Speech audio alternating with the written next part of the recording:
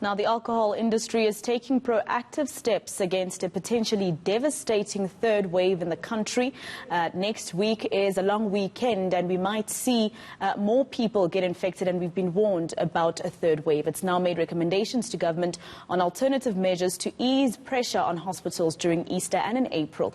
Let's speak now to South African Liquor Brand Owners Association's Kurt Moore, joining us live. Thank you very much, sir, for your time here on eNCA. Tell us some of the recommendations that you've given to government.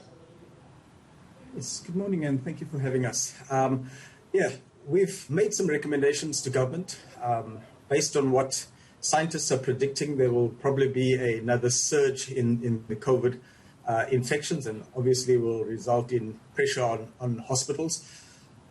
So we've made some suggestions to government through NEDLAC.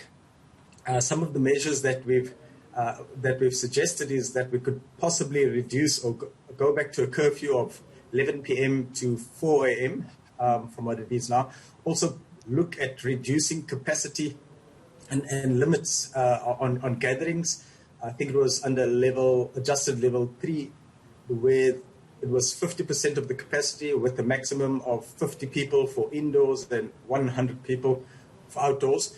And we believe that these suggestions could go some way to helping minimize the impact of a potential third wave of infections, and will go a long way to protecting the livelihoods in our industry. Was any of your recommendations going back to selling alcohol Mondays to Thursdays, 10 to 6 p.m.? Because, as you know, government has been saying quite a number of times, calling places where alcohol would ordinarily be sold as super spreader events. What we've suggested, and we think that we can continue trading according to licensing conditions. If you restrict the number of people who are allowed to gather, as industry, we've decided we're not going to do any brand-led activations and promotions during this period. So we're not encouraging the people to gather.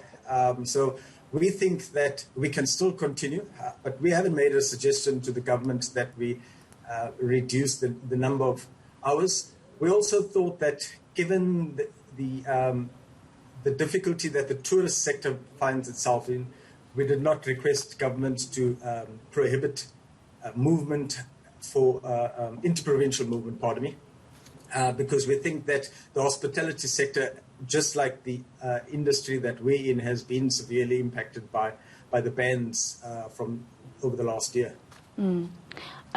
Now, there was a time when we spoke to some in the alcohol sales industry, and they told us that because police were in over their heads in terms of trying to make sure that people adhere to regulations, especially places that you're suggesting should have a certain amount of people in there, the capacity rule around that.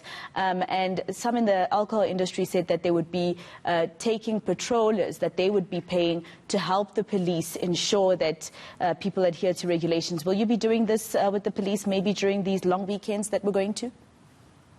Yes, we are doing that. We are deploying some community patrollers starting with the Easter weekend, and I think some of the other long weekends or the other holidays that we'll have in April. So we're trying to support the police to enforce the regulations. We've also have what we call our responsible trader program, where we're placing the responsibility on the traders, the businesses, to make sure that there is compliance. But yes, these patrollers that we'll be putting out will be supporting the local community policing efforts. The past year, obviously, we know that on the 27th, which was yesterday, or rather on the 26th at midnight, it marked a year since we've gone under lockdown. What was supposed to be 21 days became 365. And of course, your industry was, most affected in terms of job losses, etc. Absolutely. We did a calculation earlier this year, looking at the 3 bans and the potential impact, and our industry lost 36.3 billion rand in sales over that time. Obviously, that has an impact on revenue that government generates from excise taxes from our industry.